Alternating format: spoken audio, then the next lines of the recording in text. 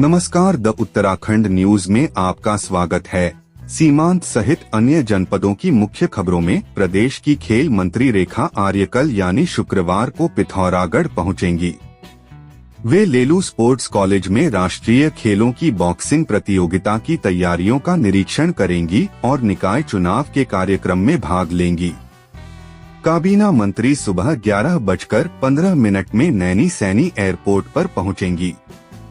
इसके बाद वे sports college लेलू का निरीक्षण करेंगी और दोपहर 12:15 में निकाय चुनाव कार्यक्रम में शामिल होंगी।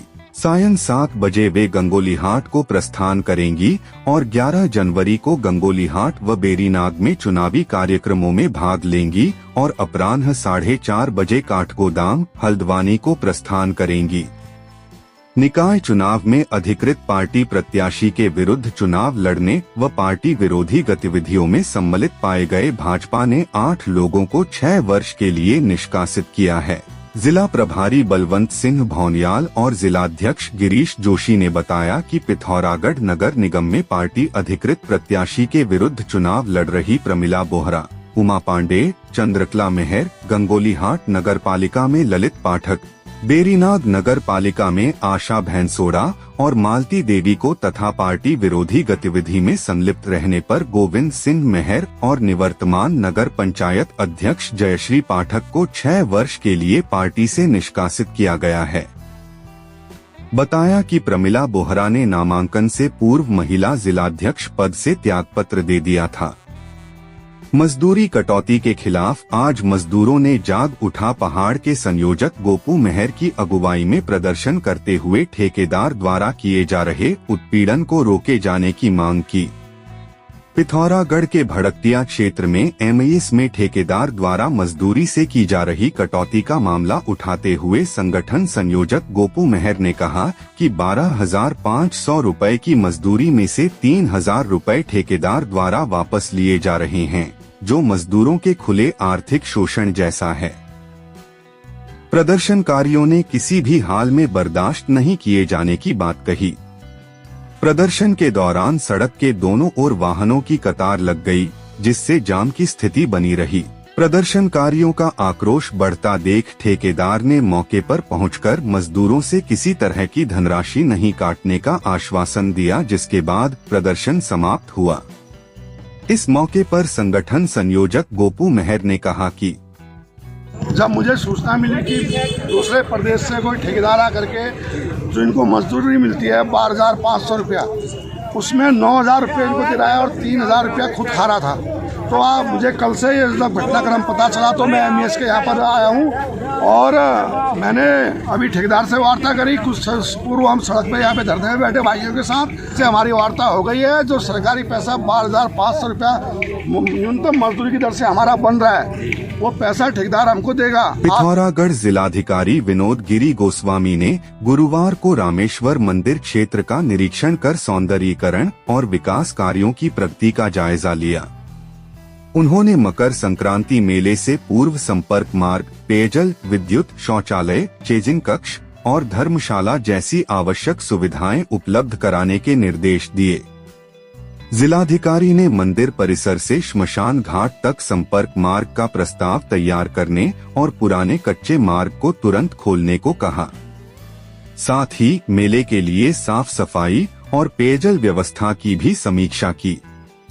100 मीटर दूर पेयजल स्रोत और 4 किलोमीटर सड़क मार्ग का निरीक्षण कर ग्रामीणों की समस्याओं को सुन समाधान किया। निरीक्षण के दौरान उनके साथ संबंधित विभागों के अधिकारी मौजूद थे। रामेश्वर धाम है पिथौरागढ़ का, ये एक बहुत ही महत्वपूर्ण धार्मिक स्थल है और साथ ही साथ अब ये पर्यटन स्थल की तरह से भी डेवलप हो रहा है।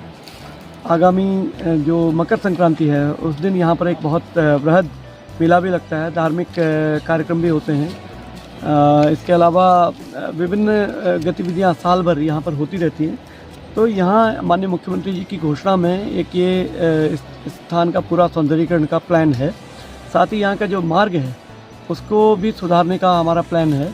तो उस सबको देखने के लिए आया था और मुझे उम्मीद है कि जो प्लान है उसको हम लोग जल्दी ही एग्जीक्यूट कर पाएंगे। तो पिथौरागढ़ नगर निगम चुनाव में कांग्रेस प्रत्याशी अंजू लुंठी के समर्थन में गुरुवार को पार्टी कार्यकर्ताओं ने सेरा और खड़कोट वार्ड में जनसंपर्क किया। कार्यकर्ताओं ने जनता को कांग्रेस के विकास एजेंडे से अवगत कराया और भाजपा के कार्यकाल को असफल बताया। इस दौरान कार्यकर्ताओं ने आगामी 23 जनवरी को होने वाले चुनाव में अंजू लुंठी को भारी मतों से विजयी बनाने की अपील की। भारतीय जनता पार्टी ने मेयर पद पर जीत सुनिश्चित करने के लिए नगर के 40 वार्डों में 1 दर्जन से अधिक टीमें उतारी हैं। आज कार्यकर्ताओं ने खड़कोट, सेरा, खान कॉलोनी आदि क्षेत्रों में प्रचार करते हुए कहा कि भाजपा ने शिक्षित महिला प्रत्याशी कल्पना देवलाल को मैदान में उतारा है और नगर के विकास को लेकर पार्टी के वायदे हर हाल में पूरे किए जाएंगे। आप पार्टी अध्यक्ष पद प्रत्याशी सुषमा बिष्ट माथुर व बसपा प्रत्याशी कुसुम देवी का भी अपने अपने समर्थकों के साथ चुनाव प्रचार जारी रहा। इधर निर्दलीय प्रत्याशी मोनिका मेहर, उमा पांडे, चंद्रकला मेहर, प्रमिला बोरा द्वारा अपने अपने समर्थकों के साथ विभिन्न वार्डों में जनसंपर्क कर चुनाव प्रचार किया। देहरादून के रायपुर क्षेत्र में पुलिस ने स्मैक बेचने के आरोप में 2 आरोपियों को गिरफ्तार किया।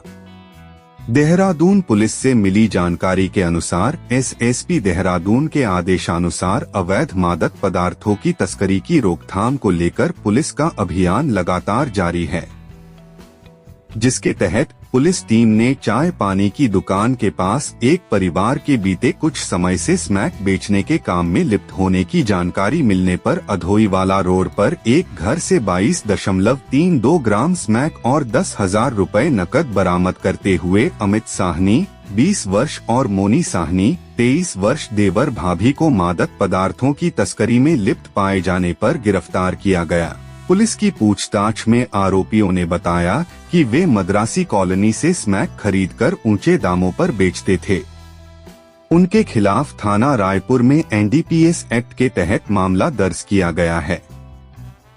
पूछताछ में पता चला कि उनके कुछ रिश्तेदार भी नशीले पदार्थों की तस्करी में जेल गए हैं।